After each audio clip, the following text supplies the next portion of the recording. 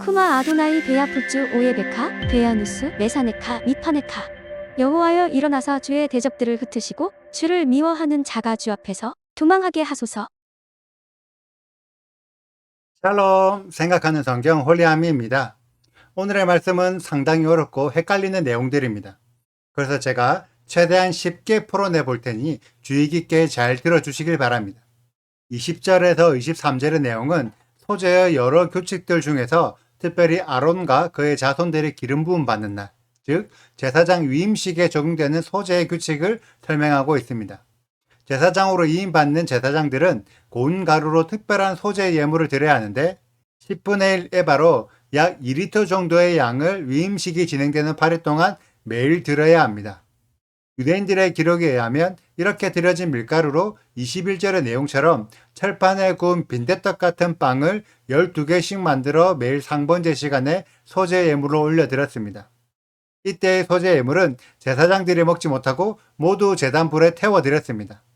이스라엘 백성들이 올린 소재물은 일부는 제단에 태우고 나머지는 제사장들이 먹었다면 제사장들이 올린 소재물은 자신들이 올리고 자신들이 먹을 수 없기 때문에 모두 제단에 올려서 태워드립니다. 여기까지가 소재의 규칙들입니다.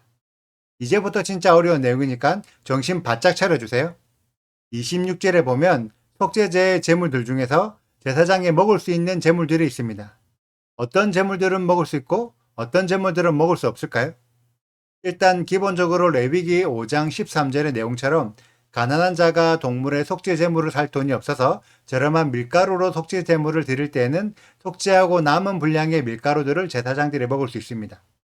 그런데 동물의 속죄 제물의 경우에는 속죄를 드릴 사람이 자신의 제값을 동물의 제물에게 전수하여 동물이 제값으로 덮여진 상태이기 때문에 기본적으로 죄 때문에 동물을 먹을 수 없습니다. 그래서 동물의 가죽과 고기와 뼈와 똥까지 진영 밖으로 가져가서 불에 태워서 버립니다. 이 내용이 레위기 4장의 내용입니다. 그런데 여기서도 두 경우로 나뉩니다. 제사장의 죄와 이스라엘 온 회중의 죄는 죄의 분량이 많고 무거운 죄이기 때문에 동물을 잡은 후 그 피를 회막 안으로 가져가서 분향단과 휘장에 피를 뿌려 속죄하고 기름 부위를 제외한 나머지 부분들은 불에 태워서 버립니다. 그런데 족장과 이스라엘 평민의 개인의 죄 같은 경우에는 동물에게 죗값을 전가하여 동물이 죄를 덮어 쓴 것은 맞지만 죄와 구별된 거룩한 제사장이기 때문에 거룩한 회막의 뜰 안에서는 개인의 죄를 속죄한 속죄 제물을 먹을 수 있습니다.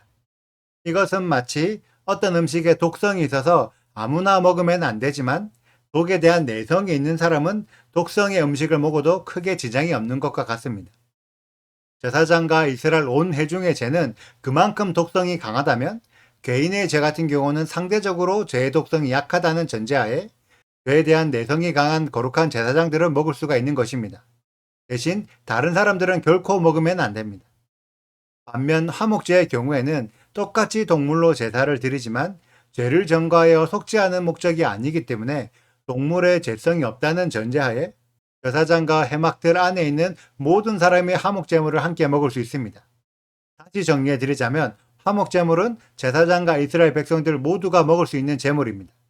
그런데 속죄의 제물은 기본적으로 죄 때문에 먹을 수 없지만 죄에 대한 내성이 강한 거룩한 제사장의 경우에는 개인의 죄를 속죄하는 제물이 하나여 회막의 뜰 안에서 먹을 수 있습니다. 이것은 속건제도 동일합니다. 속건제도 제사장과 이스라엘 온 회중의 죄를 속건하는 제물을 먹을 수 없지만 개인의 죄를 속건하는 제물은 제사장들만 먹을 수 있습니다. 그리고 제물의 가죽도 제사장과 이스라엘 온 회중의 죄를 속죄하고 속건하는 제사는 모두 진영 밖으로 가져가서 불에 태워야 하지만 개인의 죄를 속죄하고 속건하는 제사의 경우에는 제사를 드린 제사장이 제물의 가죽을 소유하게 됩니다. 이런 부분들이 제사를 주관하는 제사장들에게만 주어진 특권이라고 할 수 있습니다. 대신 그만큼 무거운 책임감을 가지고 자신과 이스라엘의 거룩함을 유지하기 위해 여호와의 제사법 모두를 지켜야 했습니다. 자, 여기서 질문하겠습니다. 제사장들의 모든 제사법을 지키는 것이 쉬웠을까요? 어려웠을까요? 제사 방법 자체는 조금 복잡하지만 몇 번 따라하다 보면 제사를 드리는 것이 그다지 어렵지 않았을 것입니다. 그런데 문제는 사람의 욕심이라는 것이 분명히 먹을 수 있는 재물, 먹지 못하는 재물의 경계가 나누어져 있음에도 불구하고 먹을 수 없는 재물까지도 탐하게 된다는 것이죠. 그런 내용이 사무엘상 2장 12절에서 17절에 엘리 대제사장의 아들들의 행실에서 알 수 있습니다. 이스라엘의 제사장들은 오랜 시간에 걸쳐 제사장들끼리 합의하여 여호와의 제사법을 조금씩 바꾸기 시작했습니다. 그래서 성경의 여러 곳에 제사장들의 타락과 성전 제사의 더럽혀짐이 기록되어 있죠. 대표적인 것이 말라기의 내용들입니다. 분명히 당시 제사장들은 여호와의 성전에서 여호와께 제사를 드렸습니다. 그런데도 하나님께서 제사장들에게 지적하셨던 제사장들의 타락은 분명히 제사는 드리고 있지만 제사 드리는 방법이 여호와 하나님께서 말씀하신 방법이 아니었던 것입니다. 이런 제사의 타락이 신약의 예수와 시대에도 이어져서 사도계파들이 성전의 제사를 주도했지만 하나님께서 말씀하시지 않은 방법으로 제사를 드리고 있었습니다. 그래서 하나님께서는 다른 방법으로 바뀐 제사를 안 받고 싶다고 하신 것이지 제사 자체를 드리지 말라고 한 것이 아니었습니다. 우리는 이 부분을 명확하게 분별해야 합니다. 그런데 과연 제사를 직접 드렸던 유대인들만 타락해서 제사의 방법을 바꾸고 제사를 드리지 않았던 기독교인들은 제사의 방법을 바꾸지 않았을까요? 기독교인들은 여호와의 5대 제사를 예수님에게 접목해서 해석합니다. 그러면서 예수님을 통해 우리들의 죄가 속죄를 받아서 인류의 죄 문제, 원죄가 해결되었다고 설명합니다. 그런데 오늘 설명한 속죄 제사의 방법을 보면 개인의 죄를 속죄하는 제물은 제사장들이 먹을 수 있지만 제사장의 죄와 이스라엘 전체의 죄를 속죄하는 제물은 아무도 먹을 수가 없습니다. 예수와께서는 이스라엘의 전체의 죄를 대속하기 위해 십자가에서 죽으셨습니다. 그래서 예수와의 피가 성전 안에 휘장에 뿌려져서 휘장이 찢어졌죠. 이것은 레위기 4장에 기록된 속죄제의 규칙에 따라 예수와의 희생이 이스라엘 전체의 죄를 속죄하기 위해 휘장에 뿌려진 것입니다. 그런데 이때는 제사장이라도 속죄 제물을 먹을 수가 없습니다. 무슨 말이냐면 전체의 죄는 속죄될지라도 개인이 속죄를 취할 수는 없다는 것입니다. 원죄도 잘못된 가르침이지만 설사 원죄라 할지라도 원죄를 따라 내 개인의 죄까지 속죄되지는 못한다는 것입니다. 그래서 예수님을 믿어도 나 개인이 속죄받은 것이 아니라는 것입니다. 하나님의 구속사의 전체의 계획 안에서 예수와의 대속이 포함되어 있지만 그것은 이스라엘 전체를 속죄하여 다시 하나님의 백성으로 삼기 위함이지 나 개인의 죄를 속죄하기 위함이 아니라는 거죠. 나 개인의 죄는 내가 별도로 속죄해야지만 속죄받을 수가 있습니다. 특히 개인의 죄를 속죄할 때 속죄 제물의 가죽이 제사장의 소유가 되는 것처럼 우리 개인의 죄가 속죄를 받았다면 우리의 가죽도 제사장에게 넘어가서 내가 속한 육신의 몸을 예수와에게 넘겨드리고 대신 속죄를 받은 죄 없는 육체, 영원한 생명을 가진 부활체의 몸을 다시 받게 됩니다. 지금 여러분들은 부활체의 몸을 받으셨습니까? 아직까지 부활체의 몸을 받지 않으셨다면 아직 아무도 개인의 속죄가 이루어지지 않은 것입니다. 우리 개인의 속죄는 부활체의 몸을 받게 될 재림 예수와의 때나 천년왕국 이후에 있을 백보자 심판대 앞에서 이루어질 것입니다. 예수님을 믿는다고 내가 이미 속죄를 받고 구원을 얻었다는 생각, 그 생각 자체가 여호와의 제사법을 바꾸어 타락한 제사로 만드는 것입니다. 우리가 예수와를 제물로 취할 수 있는 것은 속죄제가 아니라 화목제입니다. 그래서 화목제물 대신 예수와를 통해서 우리가 죄임됨을 깨닫고 더 이상 죄를 짓지 않도록 발버둥침으로 죄로 인해 관계가 깨어진 여호와 하나님과 다시 화목한 관계, 샬롬의 관계를 이룰 수 있는 거죠. 우리가 성찬식을 통해 떡과 포도주를 예수와의 살과 피로 먹고 나누는 것은 속죄를 받기 위함이 아니라 더 이상 죄를 짓지 않아서 여호와 하나님과 화목하게 되겠다는 믿음의 고백입니다.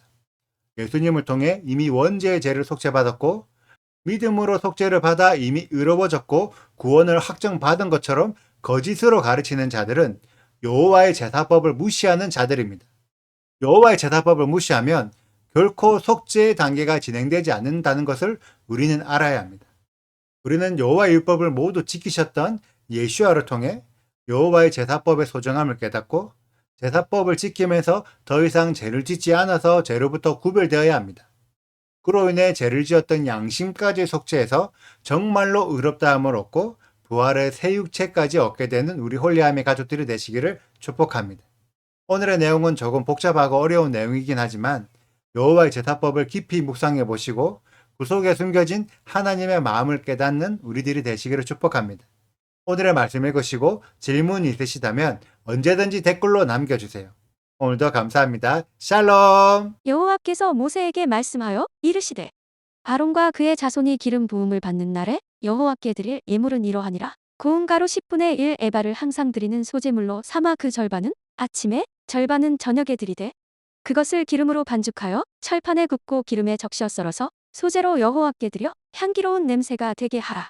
이 소제는 아론의 자손 중 기름 부음을 받고 그를 이어 제사장 된 자가 드릴 것이요 영원한 규례로 여호와께 온전히 불사를 것이니 제사장의 모든 소제물은 온전히 불사르고 먹지 말지니라. 여호와께서 모세에게 말씀하여 이르시되 아론과 그의 아들들에게 말하여 이르라. 속죄제의 규례는 이러하니라. 속죄제 제물은 지극히 거룩하니 여호와 앞 번제물을 잡는 곳에서 그 속죄제 제물을 잡을 것이요 죄를 위하여 제사 드리는 제사장이 그것을 먹되 곧 회막들 거룩한 곳에서 먹을 것이며 그 고기에 접촉하는 모든 자는 거룩할 것이며 그 피가 어떤 옷에든지 묻었으면 묻은 그것을 거룩한 곳에서 빨 것이요 그 고기를 토기에 삶았으면 그 그릇을 깨뜨릴 것이요 유기에 삶았으면 그 그릇을 닦고 물에 씻을 것이며 제사장인 남자는 모두 그것을 먹을지니 그것은 지극히 거룩하니라. 그러나 피를 가지고 회막에 들어가 성소에서 속죄하게 한 속죄제 제물의 고기는 먹지 못할지니 불사를 지니라. 속건제의 규례는 이러하니라. 이는 지극히 거룩하니 번제물을 잡는 곳에서 속건제의 번제물을 잡을 것이요 제사장은 그 피를 제단 사방에 뿌릴 것이며 그 기름을 모두 들이되 곧 그 기름진 꼬리와 내장에 덮인 기름과 두 콩팥과 그 위에 기름 곧 허리 쪽에 있는 것과 안에 덮인 꺼풀을 콩팥과 함께 떼어내고 제사장은 그것을 다 제단 위에서 불살라 여호와께 화제로 드릴 것이니 이는 속건제니라. 제사장인 남자는 모두 그것을 먹되 거룩한 곳에서 먹을지니라. 그것은 지극히 거룩하니라. 속죄제와 속건제는 규례가 같으니 그 제물은 속죄하는 제사장에게로 돌아갈 것이요 사람을 위하여 번제를 드리는 제사장고 그 제사장은 그 드린 번제물의 가죽을 자기가 가질 것이며 화덕에 구운 소제물과 냄비에나 철판에서 만든 소제물은 모두 그 드린 제사장에게로 돌아갈 것이니 소제물은 기름 섞은 것이나 마른 것이나 모두 아론의 모든 자손이 균등하게 분배할 것이니라. 구독과 좋아요를 눌러주세요. 그리고 알림 설정도 해주시고요. 그리고 하트도 꼭 눌러주세요. 슈바 아도나이 리베보트 알레페 이스라엘 여호와여 이스라엘 천만인에게로 돌아오소서.